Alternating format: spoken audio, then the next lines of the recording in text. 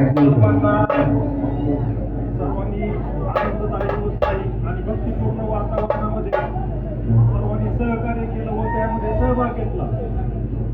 सर्वांना काही जणांना दोन्ही प्रदर्शनाचा कोणाला काही गोष्टीचा त्रास झाला असं मंडळाच्या वतीने सर्वांची दिलगिरी व्यक्त करण्यात येत आहे.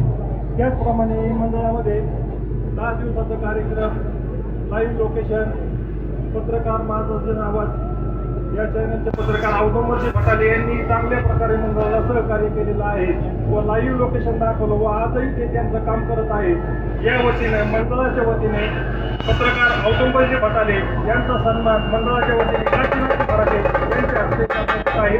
त्यांनी त्याचा स्वीकार करावा.